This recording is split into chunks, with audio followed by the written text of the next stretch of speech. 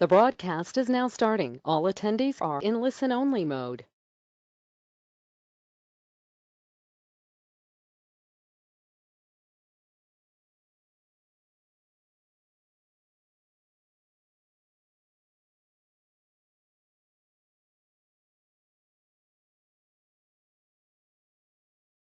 Welcome to the webinar, everyone. We will just wait a couple of minutes for our attendees joining us, and then we will get started.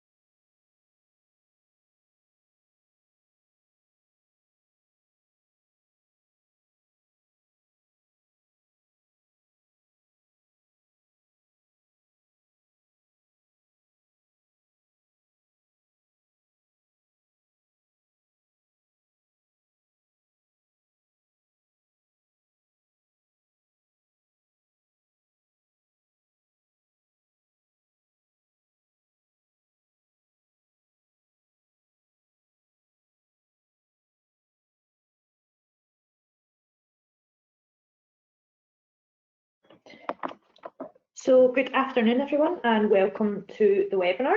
I'm Siobhan from the Digital Office, and I'll be facilitating today's session alongside my Digital Office colleagues, Martin Wallace, Chief Digital Officer for Scottish Local Government, and also the Senior Responsible Officer for Telecare across Scottish Local Government, David Brown, who is our Business Relationship Manager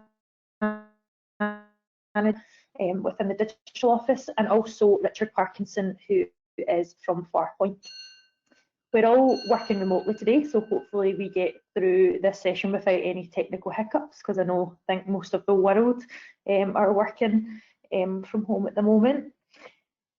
So today's session will be focusing on the brand new technical and security pathway, which was launched last week onto our digital Telecare playbook. The agenda today is as follows. I'll pop it onto the screen. We'll have a short introduction from Martin, and we will be followed by David, who will give us an overview of some of the things that have been happening across digital Telecare in the last couple of months, and also give a short introduction to the playbook for those of you who aren't familiar with it.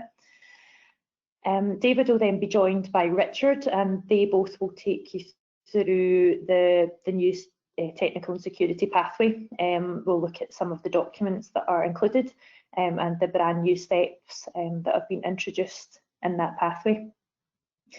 We will then follow that up with a question and answer session.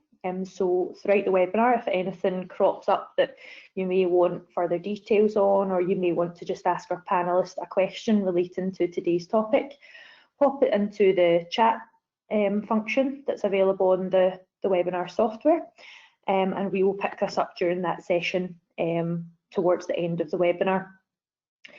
And to finalise today, we will spend the last sort of few minutes covering some of the things that are coming up within the Telecare environment, including some drop-in sessions, future pathways within the playbook, etc.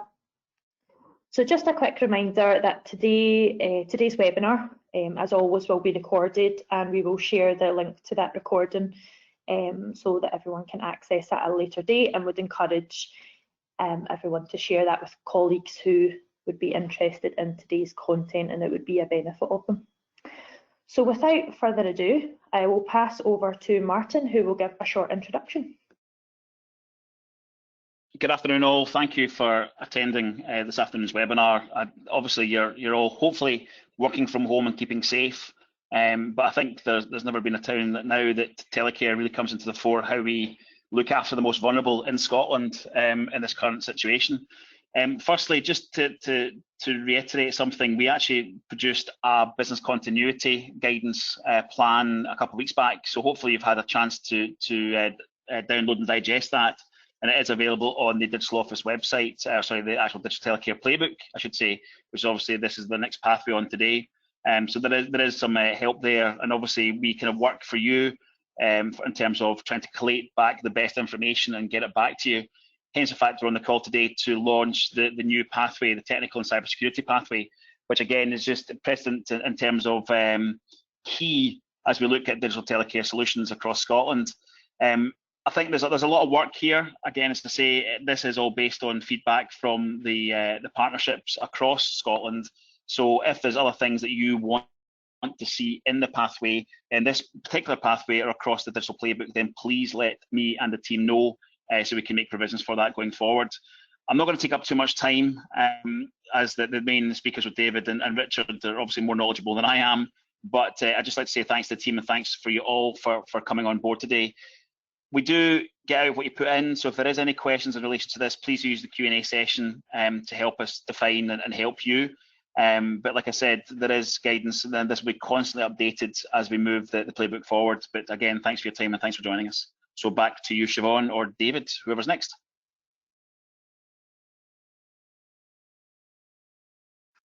Thanks, Martin. So as Siobhan mentioned, my name's David Brown. I'm Business Relationship Manager with the Digital Office. I've been in post for nearly a year now. And prior to moving into this role, I was a Senior Manager for the Health and Social Care Partnership in Edinburgh, where I managed a range of frontline services, one of which was Telecare. I was also the Partnerships Lead Officer for Digital Telecare for a couple of years before moving to this role. So I've had experience of the programme now for a while on kind of both sides, which has been helpful. Just moving on. So in terms of digital telecare implementation to date in Scotland, the Digital Office has been working closely with the implementation group, which are a range of organisations, partnerships, to support progression towards a live digital telecare model.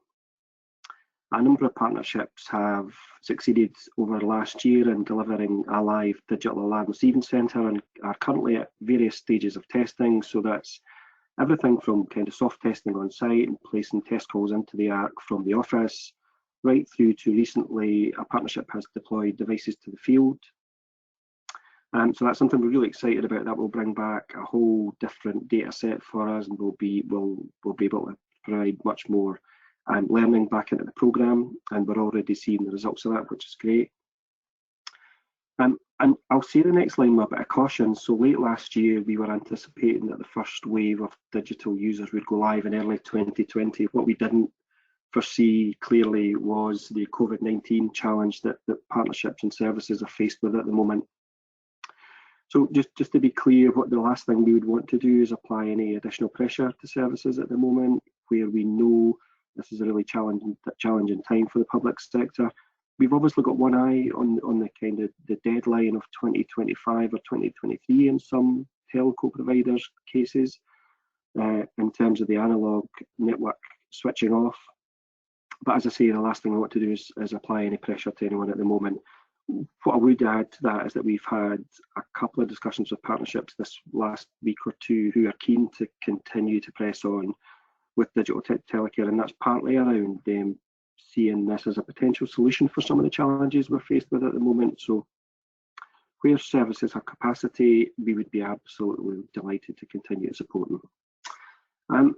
So the programme's been running for a couple of years now, and it's delivered significant learning around all of the kind of key elements of digital telecare, and this learning's been kind of distilled, captured and folded into the digital telecare playbook. So just moving on, the digital telecare playbook. So what is it? So it's a comprehensive informative guide for services embarking on digital telecare transformation. It's a digital repository consisting of digital telecare pathways, which provide guidance, advice and supporting templates and information. And all of that is supported by a resource with experiential knowledge, expertise to guide and support, and some of this is kind of based on international review and research. And just moving on. So I was just really keen to show you the landing page for anyone on the call or anyone who's listening to the webinar that hasn't registered for the playbook. I'd really encourage you to try and register and access the resource.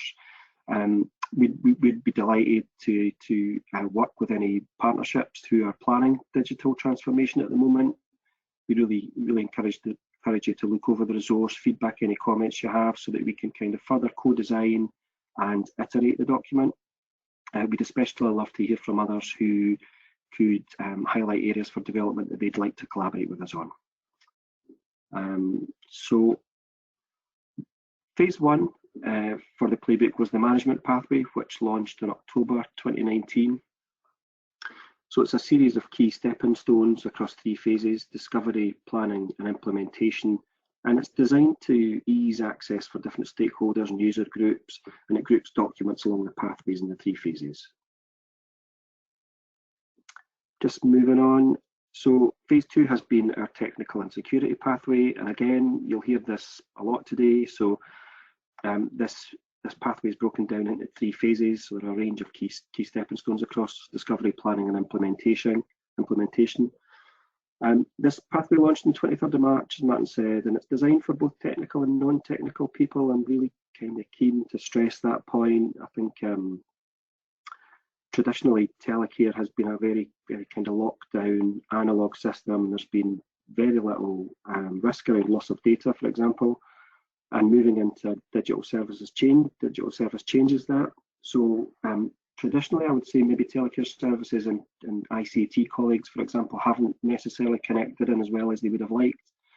And what we're seeing now with digital transformation is that these 2 groups come together. So we were really keen to build something here that was coherent and logical for very technical people, but equally easy to navigate through and user-friendly for people who aren't as technical. So hopefully we've achieved that. And this resource contains technical and security guidance in terms of digital transformation. So yeah, moving on. So just in terms of the playbook, since its launch in October, 266 users have registered to access the repository. That breaks down into 25 users from NHS, 137 individual users from local authorities, and 104 individuals from private organisations. The breakdown by organisation is 32 local authorities have registered, which is fantastic. 3 additional local authorities from the rest of the UK have registered, and we've had some conversations with these groups, and the feedback we've received has been really positive and really helpful for us. And finally, 61 private organisations have registered as well. Yeah, so just in terms of the top 5 downloaded documents from the management pathway since October when it launched. So the top 5 downloads were mobile connectivity frequently asked questions, summary of alarm peripheral equipment compatibility, initial transition to digital Telecare action plan, digital switchover communication to clients, and data protection impact assessment, or DPIA. I really wanted to focus on that particular stage in the management pathway today. So just moving on,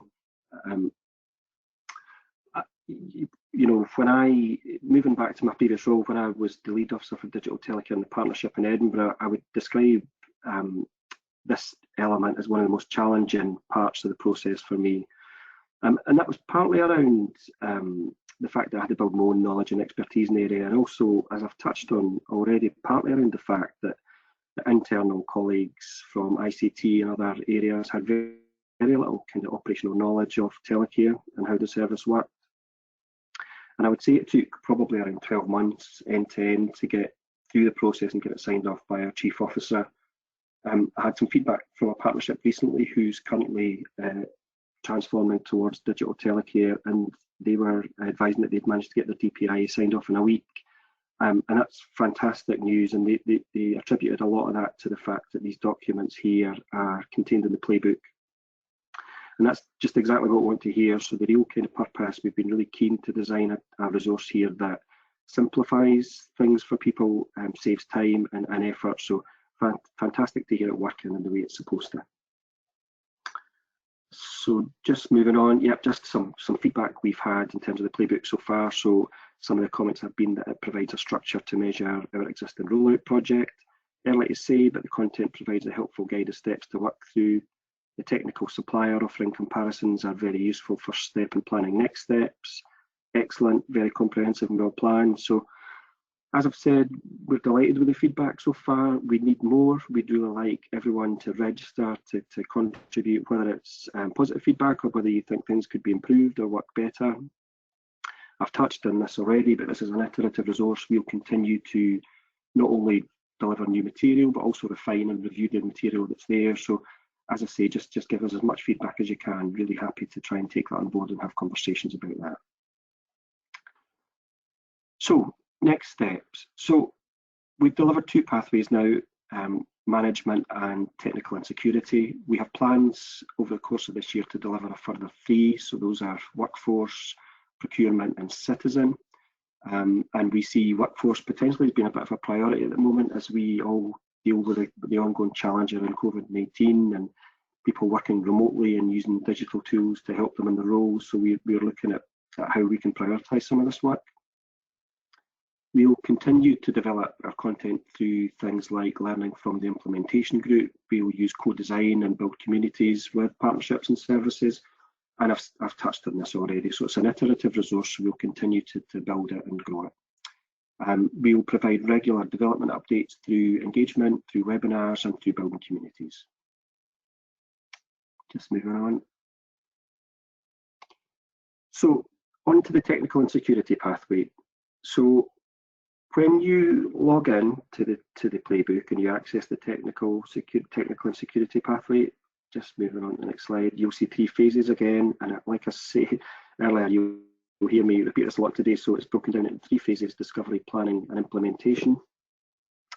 And across those 3 phases, there are a number of key stepping stones. So I'm going to walk you through at the moment discovery. So the discovery phase provides partnerships with an understanding of the technology and security factors that need to be considered as part of Telecare planning. This phase also helps partnerships understand how their existing analogue Telecare solution will be affected by the transition of clients' phone lines to digital. So just moving on, so the first step there is digital Telecare familiarisation. And this is designed to help services understand the detail around both the technical and security requirements. It considers things like your current analogue system and looks at key elements of a digital solution which contain differences. So things like differences in technology, differences in the types of device, and changes to operational processes. Importantly as well, also helps the reader understand the changes that have been made to the telephony network and how this impacts on services and citizens. And in this section, there are 2 documents, the first one being a beginner's guide to digital telecare. This is designed to help people understand the operation of a digital telecare solution and talks about the key differences from the existing analogue system. So key sections of this document include things like an overview of analogue telecare, an overview of digital telecare, outlines the differences between things like on-premise or cloud-based alarm receiving centres. It discusses the difference between things like dispersed or group living digital devices. And finally, it talks about how to describe deploying and managing a digital telecare solution. The second document there, Telephone Network Awareness for Partnerships, that provides an overview of the plans telecom providers have as part of their digital phone line upgrade programme. It outlines the impact this change will have on services and on citizens, and it covers a range of questions around the impact in citizens' homes, the impact on alarm receiving centres, and it describes what citizens and services can expect as this programme moves forward. This feels like a really important document to us at the time. We're delighted to get this out there. We've seen a really an increased interest in this issue across Scotland recently. So often this digital upgrade in citizens' homes can be wrapped up in a wider service offering to people, such as a kind of faster broadband offer, and people might not be fully aware that the connection change from analogue to digital is happening in their home. So that creates a bit of a risk and concern for services around existing analogue equipment in the property. And this document provides a range of support which helps partnerships support citizens through that change. Just moving on. So the next document in this section explores how current analogue telecare equipment and infrastructure will be impacted by the rollout of digital.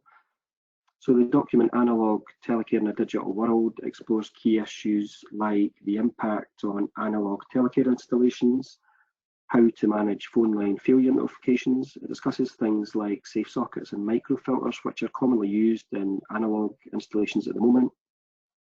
And again, this is a document we're really pleased to get out there. We've seen an increased interest around some of the challenges within this area.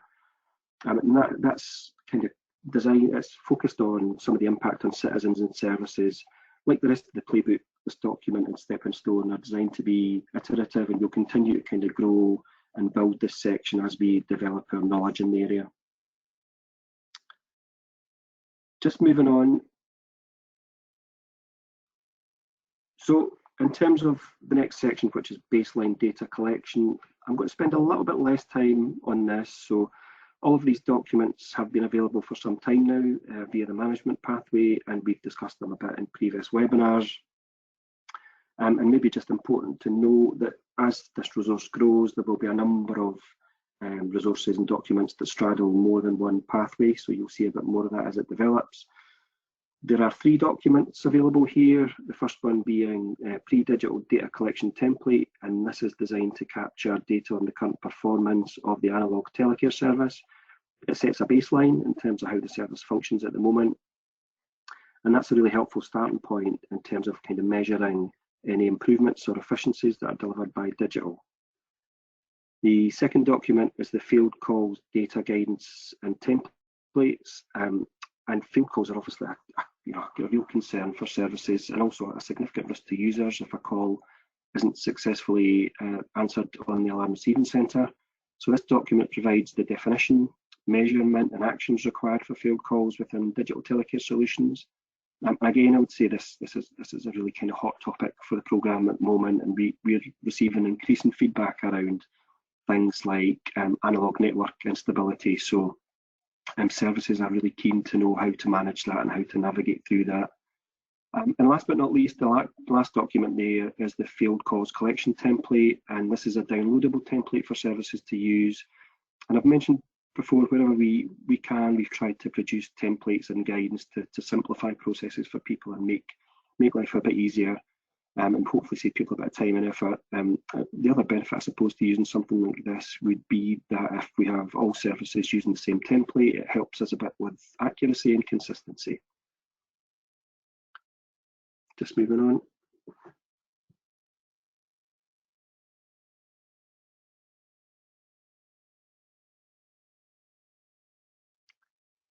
Okay, folks, so I'll just hand you over to Richard Parkinson now to take you through the next steps. Thanks, David. So different diagram on screen now, but it's the same 3 phases that David showed before on the earlier diagram. I'll just walk you through phases 2 and 3, and as the names suggest on the diagram, phase 2 is all around planning, helping partnerships decide what the best digital telecare model is for them, and helping them decide what equipment needs to be used to deliver that solution. And then once you've done that, phase 3 goes through the process of implementing that solution, buying it, testing it, rolling it out to users, and then just living with it on a day-to-day basis. I'll walk through most of the products on each of these phases, but there are quite a few of them, so I won't have time to touch on every one, but we'll go through the main ones. The planning phase starts off with deciding what the best digital telecare model is for a partnership to use. So this is looking at a high level whether partnerships should upgrade their existing in-house telecare solution to digital, whether they would be better off moving to a cloud-based model, or whether they should be partnering with another organization to jointly deliver telecare. So what we have in this step in the playbook is a template that partnerships can fill in that assesses each of the models and how it applies to their organization. So it goes through the pros and cons from a technology and operational point of view. It outlines the costs associated with each of the models, and then provides a summary of how each of those models might apply to the organization. And what that should do is produce a recommendation for what the best option is for any partnership for that delivery approach. So once you've done that, on the next slide, we can then start to get into some detail about the equipment that is actually used to deliver that solution. Now, there's actually 3 steps here that I've on the planning phase that I've combined into a single slide, because there's quite a lot of documents under this, but they're broadly grouped under, you just go back on one slide, please, thanks. If they're broadly grouped under 3 headings, looking at the right approach to technology, the right approach to which digital telecare standards you should use, and the actual devices themselves, because there's a lot of options out there, a lot of new terminology around Scape and is it 4G, is it 3G, so use Senelec, etc. So the idea of these documents is to try and cut through that, explain what the options are, explain what the pros and cons of them are, and hopefully point people in the right direction of what the right technology is for them. So as you can see on this slide, this is some screenshots from the document that provides an overview of the mobile connectivity options. So the document provides some high-level views of what coverage looks like in Scotland for 2, 3, and 4G. It tells you how to go about getting coverage for individual subscriber user addresses, and it provides details of the equipment that is available on the market at the moment from the likes of all the suppliers, what support those devices have for 2, 3, and 4G. So hopefully you can see at a glance, which equipment supports which types of mobile coverage and what's compatible with what. These screenshots show connectivity. The next slide is the similar summary, but for the alarm protocol. So again, this is showing the equipment, a subset of the equipment that's available, and whether it supports Scape, whether it supports Now IP, etc., etc. So again, you can see at a glance what equipment is going to work for your particular setup. So hopefully those documents will give you a good view of what devices you want to be using in your solution. The next slide and the next step in the process is looking at partnership responsibilities. The 2 drawings there, the first one at the top is showing a typical analog Telecare setup, obviously simplified, and the bottom one is showing a digital setup. Now, not going to go through any of this today, but really just trying to make the point that there's a lot more parts, a lot more elements to a digital solution, and those elements could be delivered by either the partnership or by the supplier. And it's really important to be clear on who's doing what, just to make sure that you're really clear on the responsibilities of each of the organizations that are involved in delivering this. So the product for this step goes through each of the parts of the solution, things like internet connections, firewalls, who's providing the SIM cards for the Telecare devices in the homes, etc., and explains what you need to be deciding, what the solution costs might be if you do it, or if you ask the supplier to do it. There's no right or wrong way of splitting the responsibility for this between yourselves and the suppliers, but it is important just to make sure you're clear on it. So this document makes sure that you're aware of all the parts that need to be assigned, and what the costs and responsibilities are for doing that. And on the next slide, the final step in the planning phase is around cyber security. This is obviously a big area of interest and concern among partnerships, as David mentioned earlier. The DPIA, is one of the most downloaded documents so far on the playbook. That document is linked in this step of the pathway as well in the technical pathway, as is a new process which the digital office is in the process of rolling out at the moment. So this is looking at trying to take some of the pressure off of partnerships and suppliers associated with completing the accreditation, the penetration testing and accreditation of the equipment that is used in the digital Telecare solutions. So at the moment, the guidance is that partnerships should have penetration testing completed on all of the devices in their solution. So in reality, what that means is that a lot of the partnerships are going out and having penetration tests completed on exactly the same equipment, because there's only a relatively small number of devices and solutions out there. So what the digital office is starting is a scheme to centrally accredit equipment and solutions, digital Telecare equipment and solutions.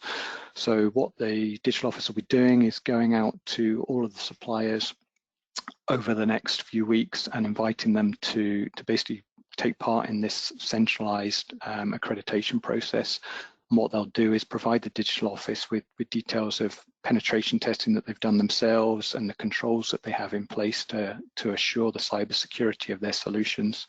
And the digital office will assess those and will publish the details of the equipment and the solutions that have successfully passed through that accreditation process.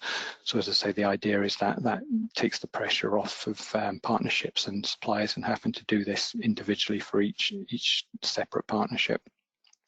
So as I say, that process will be kicking off in the next couple of weeks, and we will start to publish the results of that on the playbook. Timing of that is just dependent on how long it takes us to get the first suppliers through this process, but hopefully it's not going to be too long. So that's the end of the phase 2 playbook. So we then get into phase 3. So hopefully by the end of phase 2, everybody knows what your solution looks like and what equipment needs to be put in place to deliver that solution. So phase 3 is really about buying and implementing that equipment. So the first step is the procurement step. So within the playbook, what we have is some procurement guidance. And what this is designed to do is it's a set of requirements that partnerships can use to include within any procurement documents that they're pulling together for alarm receiving centers, Telecare services, if you're going for a cloud-based solution, etc. And it takes the form of a document that's got all of the requirements that are just ready to be dropped straight into a procurement document. And it also provides suggested evaluation criteria. So you basically know how to assess the answers that come back from suppliers as well. As you can see on the bullets on this, it covers quite a wide range of areas, from the equipment itself through to how it's supported, how it's managed, etc., etc. So hopefully that's a really helpful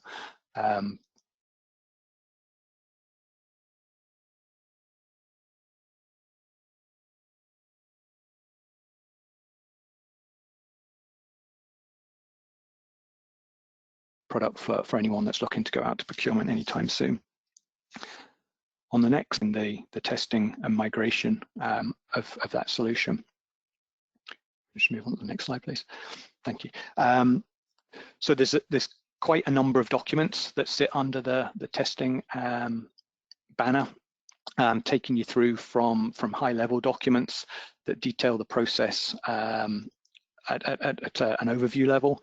So in general, what this is looking at is, as David's outlined before, that some of the implementation group are undergoing at the moment is a process where we recommend that you complete internal testing to start off with, just using your own staff, no real users, in order to find any issues in a relatively low risk environment. that penetration testing is completed at that point, and then that you start to migrate the solution out to users, starting with lower risk, lower dependency users, and then moving on to some of the higher dependency users as you gain confidence that the solution is doing what it should be doing and is operating correctly. So within this step, we've got that overview document. We've got documents that detail the actual tests that should be completed. We've got templates for capturing the results of those tests, and there's templates that detail how to present the findings from the testing as well. So there's a lot of detail here. A lot of this has been pulled together by Thomas in the digital office on the back of some of the work that's been happening with the initial implementation group. So it's a really helpful set of documents, this. We are going to add to this step at some point in the relatively near future, again, just using the information that's come back from the initial implementation group. So what we hope to be able to do is to start to collect and collate the data that's coming back from these initial tests that are happening in order to provide partnerships with some guidance and best practice on what test results should look like from the ones that we're seeing. You know, what isn't it a normal amount of failed calls to expect when you're testing? And what should you look at for signal levels and things like that? So a lot of that guidance will come over the next few weeks as we get data back from the initial implementations. And on to the next slide, the final step in the implementation stage. So at this point, you've tested, migrated users across, and then you move into in life with your shiny new digital telecare solution. It's, again, as David mentioned before, there's quite a lot of differences in managing a digital telecare solution compared to a traditional analog solution. There's a much faster pace of change of equipment and of software for the equipment. You should expect to start seeing suppliers providing you with software updates for alarm devices a lot more frequently to address kind of cybersecurity vulnerabilities and things like that. There are a whole new set of cybersecurity considerations that need to be taken into account. The digital telecare solutions provide a lot more information on how they're performing, real-time information, which is great in that you've got that visibility, but you also need to know how to monitor and respond to that new information.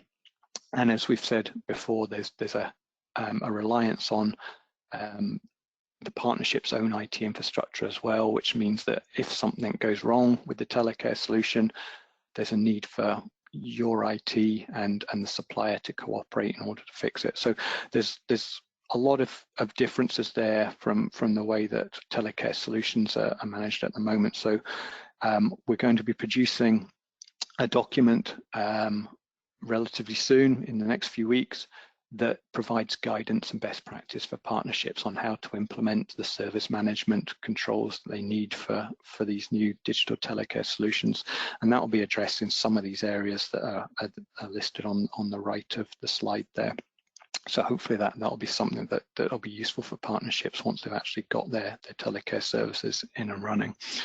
And that document, like all of the documents on the technical work stream, will be updated on a regular basis as we learn more, as we get more and more partnerships moved across to digital, and we start to learn about some of the practicalities of operating these solutions. We'll go back and update the best practice that's in these documents to make sure that everyone's learning from that experience. And that's me. Thank you, Suan. Back.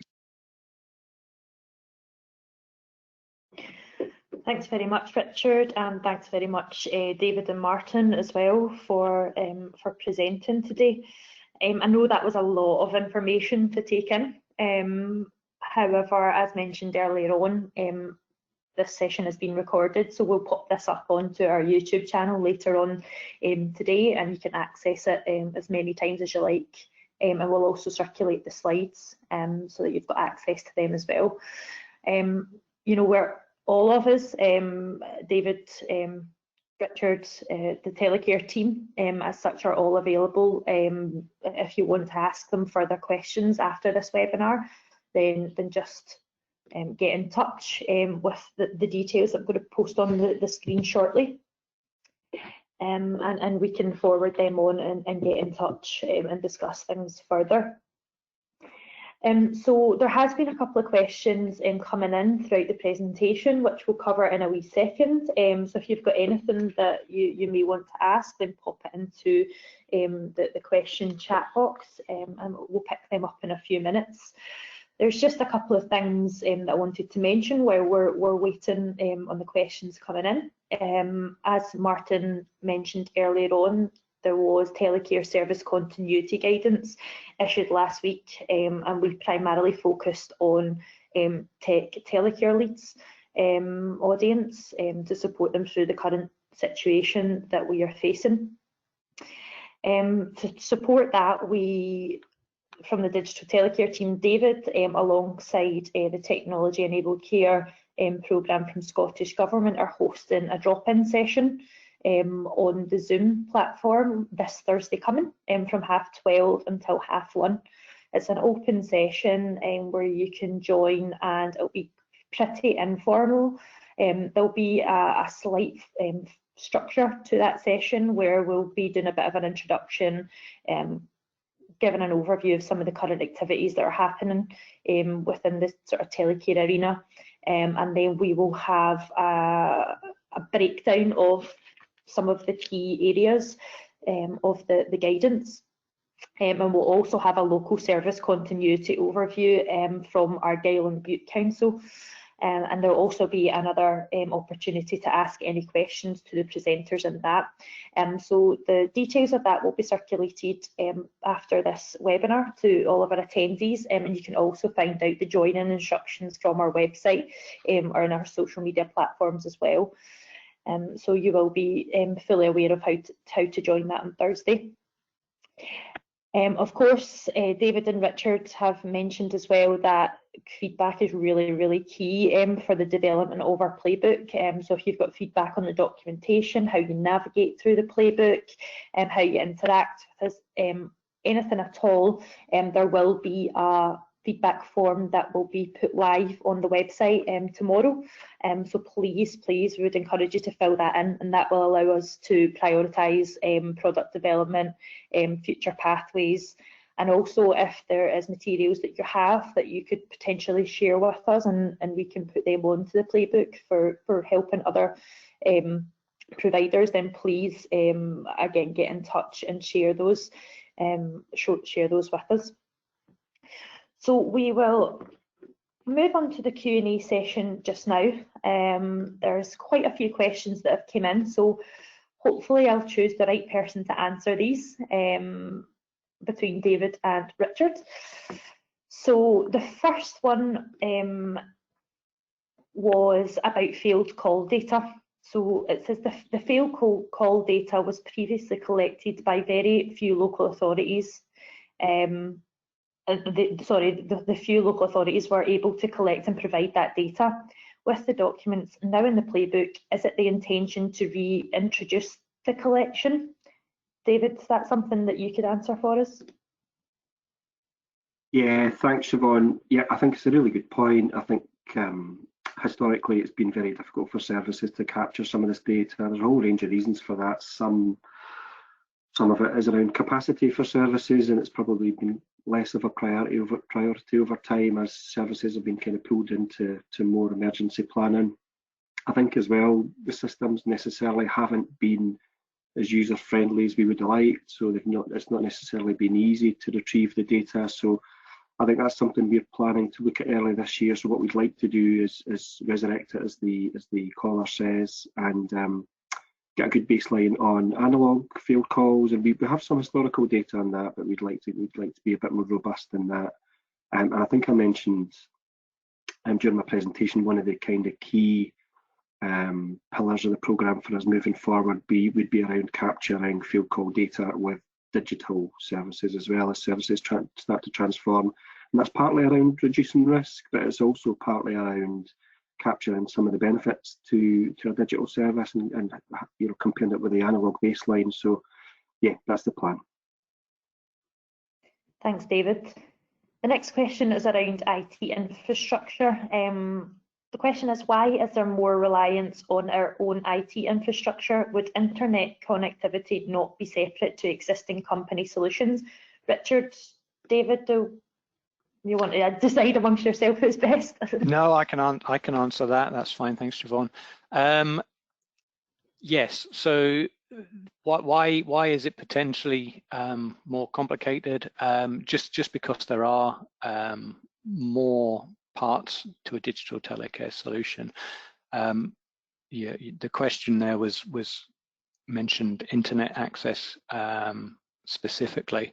So there are a couple of ways of doing this. A lot of partnerships will have, in fact, all partnerships will have existing internet connections, and we have seen some of the initial implementation group deliver digital telecare using those existing internet pipes. So in that example, the partnership themselves are responsible for making sure that that internet connection is working and for fixing it if there's any issues with it.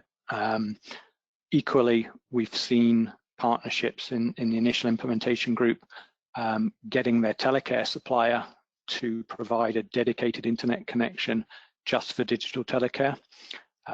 So there's obviously an additional cost associated with doing that, but the benefit is that the Telecare supplier is entirely responsible for making sure that that connection works and that the Telecare is working on the back of it.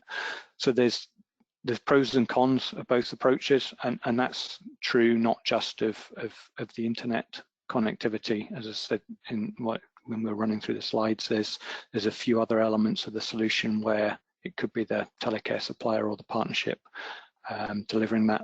Pros and cons with each. Important thing is just to make sure that everybody is clear and agreed on who's doing what. Thanks, Richard.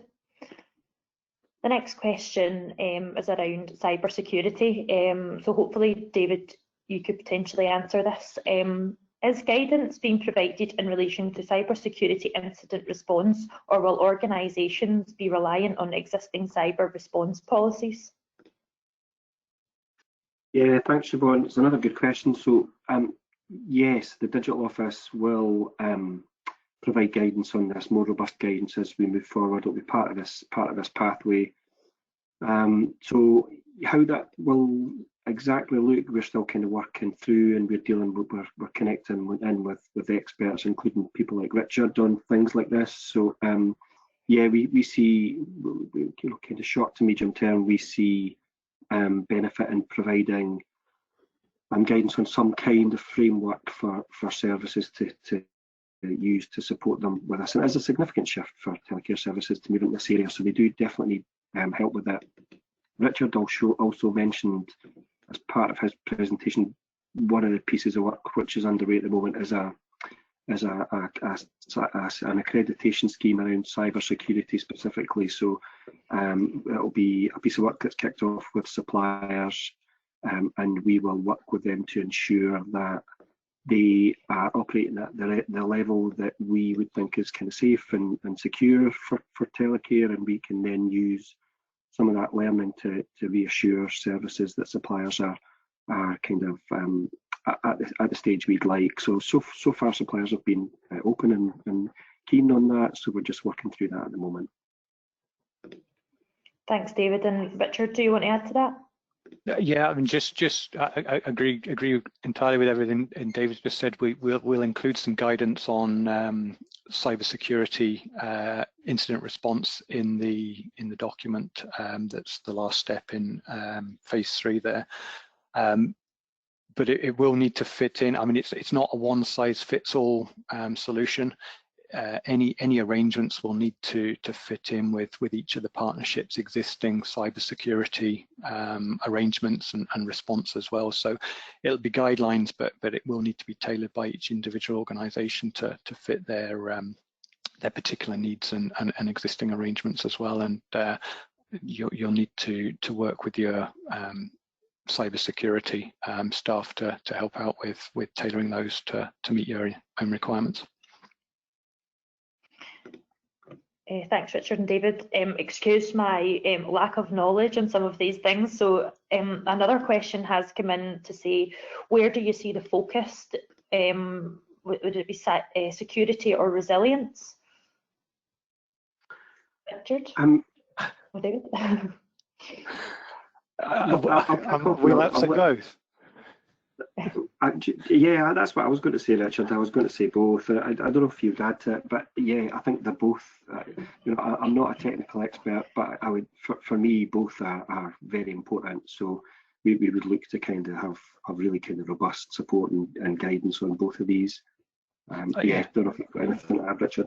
No, I mean, I don't see that they're one or the other. I think they're both important, and the current kind of COVID situation has obviously emphasised the need for resilience and business continuity as well. So we'll certainly be addressing both elements in the service management guidance that we're pulling together, and that will be going live in the next few weeks.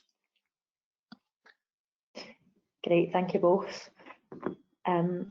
Another question here around the supplier aspect. In terms of connectivity protocols and devices, will we be continually updating materials as new suppliers who maybe have been involved in delivery elsewhere in the world with a few years experience, and their kit is assessed and reviewed? So will we be uploading the materials that we have? Updating, sorry. Yes, yes is the short answer. The documents that are available on the playbook today, if you have a look at them, you should notice that there are suppliers and equipment on there that goes beyond what's available on some of the frameworks at the moment. So what we have tried to do is to capture some of the equipment that we know that people are maybe not deploying at the moment, but potentially looking at deploying. So we've deliberately included that, and the intention is to update these documents on a regular basis, because again, what you'll see within these documents is notes that say that each of the suppliers has plans to upgrade and improve and widen their equipment offerings over the relatively short term. There's a lot of them seem to be introducing new features and devices in the next few months. So we'll be keeping on top of that and providing updated versions. But as Siobhan's just said, I think feedback from the partnerships is useful as well. So I mean, if there is equipment that you're considering including within a solution that isn't included in that documentation, then please let us know, and we'll get in touch with those suppliers and get them added into those documents as well. Thank you, Richard. One of the final questions here, I think we touched on slightly earlier, David. How will the digital office make sure that all digital telecare providers are invited to the accreditation process? For example, not an existing analogue provider. I know there's a bit of work going on in the background. Do you want to just touch on that again, David? Yeah, absolutely. So we'll be inviting interest from all of the suppliers involved currently in Telecare, and Richard has just touched on some of this. So one of the exciting things for the programme for me is that some new suppliers are emerging, and that kind of augments what some of the good work the suppliers have done over the last few years in Telecare. So it's nice to see new suppliers emerging with different offerings. So we'll just kind of cast our net as widely as we can and include all of the suppliers that are not just part of the procurement framework at the moment, but beyond. So we'll just try and invite as many as we can into that process. Fab, thank you very much. The last one is not necessarily a question, but it's actually a bit of feedback which is worth sharing. So the comment was, when navigating through the playbook, I sometimes struggle to find documents in the various pathways, and having to sort of navigate through the steps to find documents. It would be useful to have a one-page index of all the documents that are available within the playbook, and you can sort them into most recent or alphabetical or whatever, with links that take you to the correct section of the playbook. So that's great feedback for us, and we'll definitely consider that. And that's probably something we can add functionality wise to the playbook pretty quickly. So we'll take that away and actually get onto that today, to make that easier to navigate for our users. So that's all of our. Oh, sorry, David. No problem. So I was just going to say, yeah, you're right, Siobhan. It's a really good point, and I've mentioned this earlier, but that's exactly the kind of feedback we want, because what we don't want to do here is design something that we think works for people. We want to design something that people know works for them. So, you know, any feedback we can get to kind of adjust the resource and make it user friendly, we'd be delighted with. Yeah, definitely. So that was the last of our questions and comments. As I mentioned various times, we will be sharing the webinar this afternoon probably. We'll be sharing some various links to activities that are coming up in the next couple of weeks. We'll also share the link to the feedback form. And again, we would really just encourage you to share this with the colleagues, your colleagues that would benefit from this kind of information. This is not the first webinar that we've done, so we will send you a link directly to our YouTube channel that links to all of the individual videos we have on Telecare. If you have any questions at all, please get in touch with the team. Feel free to join our airdrop-in session on Thursday as well. So that'll be David and Anne from the tech team that will be running that session. And again, the Zoom login details are on our playbook, so you can access that freely, and bring any questions to that as well if you want to on Thursday. So just up on the screen just now, follow us on Twitter, please. The link to our playbook, telecare.digitaloffice.scot, is there, and our YouTube channel as well if you want to search for that before we circulate the link. I'd just like to thank David, Richard and Martin for presenting today, and also the rest of the team for the hard work that's went into the playbook and just preparing the content for today. We will continue to engage with all of our stakeholders and share our content, our new documentation and any other activities that we're carrying out over the next couple of weeks. We will continue to share that with you. So again, any questions you have, get in touch, and we hope to see you on the next webinar. Thanks very much, everyone.